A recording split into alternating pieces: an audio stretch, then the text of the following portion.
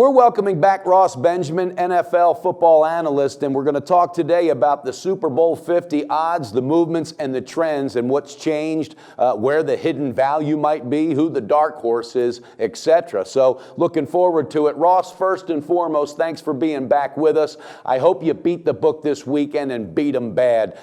This is interesting right here, these Super Bowl 50 future odds, the movements and trends, what's been going on.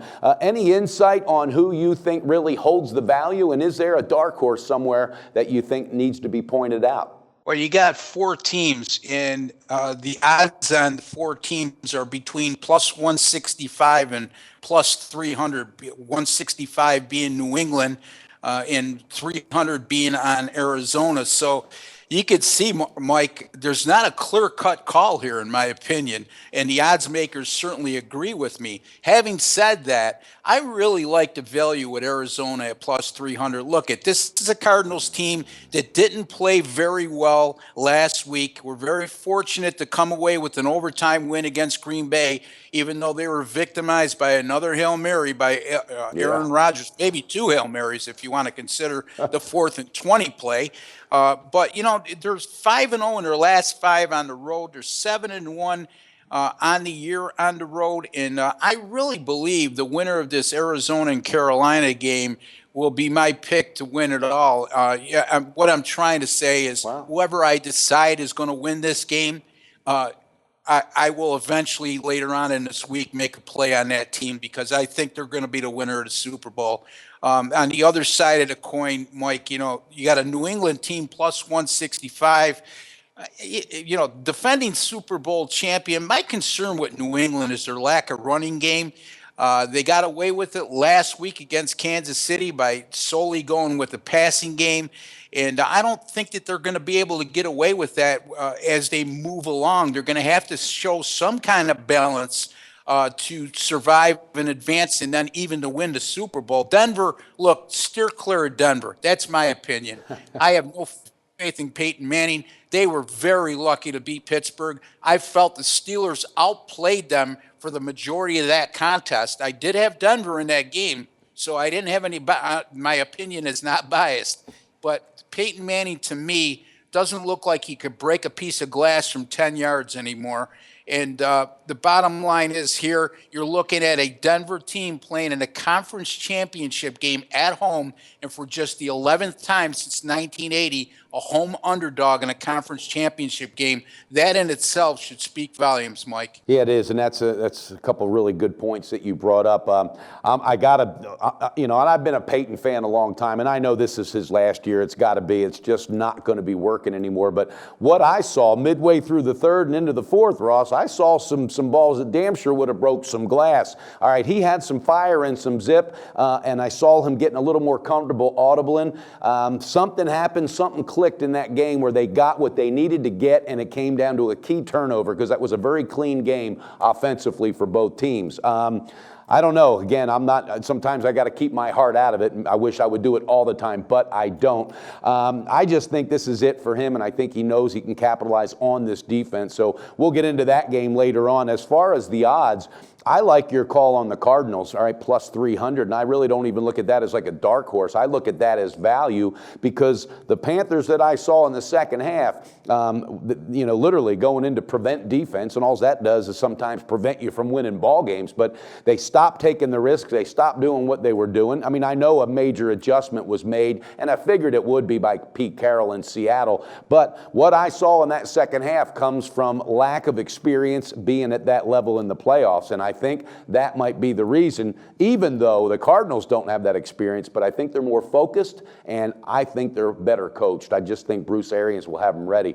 I like that call. I think that's where the value is on the Super Bowl odds with the futures as far as the movement and being, you know, plus 300. Now, the Patriots, again, plus 165. You touched on something that I absolutely agree with, the running game. It's just not there. It's not consistent, and you saw it first half. I mean, Brady was just throwing and throwing. It was so somebody's going to pick that up. They're going to key on that, and I think the Broncos will be the team that will key on it. I would stay away from Patriots. What I was interested that you said, so you think the Super Bowl winner's coming out of the NFC? Is that correct, Ross? Absolutely. And again, I'm going to reiterate my point. Denver is a home dog in a conference championship game. Very rare occurrence. That speaks volume. New England, again, they're healthy right now. You can't discount the fact of their playoff experience and successes under Bill Belichick and with Tom Brady at quarterback. But that lack of a running game, I think, is somewhere along the line, if not this week in the Super Bowl, will come up and bite them.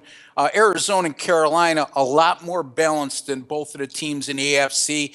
And as far as Peyton Manning goes, I mean, I don't want to discredit this guy's career. He's had an illustrious one. He's going to be a first ballot Hall of Famer. He's won a Super Bowl. But I'm seeing the same things you're seeing. He's at the end of the line. Yeah. And as far as his performance down the stretch in last week's game, first of all, he was playing against a very suspect Pittsburgh defense, and they had issues all day moving the ball. Of course, he was victimized by a couple drops, but he was also the beneficiary of an 18-mile-an-hour wind behind his back in the fourth quarter, and that's, I think, helped his arm strength a little, make it look a little better, where he could break a piece of glass from 10 yards. But we'll see, but your points are well taken, Mike. Okay, and I appreciate that. I love the insight. Yeah, there were a couple throws for sure, 4 or 5 of them that it just wasn't Peyton Manning, where guys were clearly open, and in the past he would have had him, hit him in stride, and it just led him too far, and it's inevitable. I think this is his last year, but I hope he goes out with a bang and at least puts up a big fight. I'm looking forward to breaking that game down with you, which I'm sure we will at one point with the Patriots and the Broncos, and Broncos being, an underdog at home. That's interesting.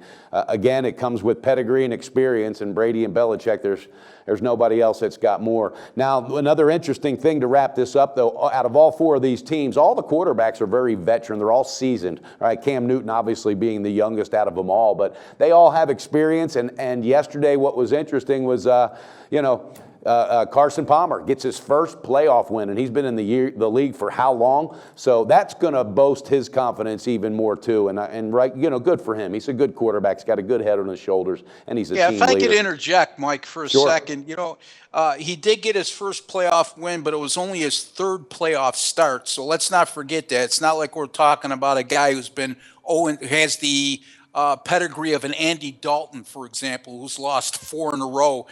He didn't play this year, but the 4 prior years, He lost all 4 games. I mean, and he was shaky. I mean, Carson Palmer was a bit shaky, and you could see the nerves of being in the playoffs. But I think getting that first one out of the way, Mike, I think we're going to see a vastly better Carson Palmer at Carolina on Sunday. And when the winners are decided, you got to remember this now too. NFC, they will have 2 quarterbacks that don't have the experience, especially at that level, and they don't have the amount of playoff games played as you do on the other side with Brady and obviously with Peyton. So, but that's why they play the game. Ross, thanks so much for being with us. I enjoyed the breakdown on the Super Bowl 50 odds, the movements, and the trends, and look forward to getting back with you again real soon. Have a great day.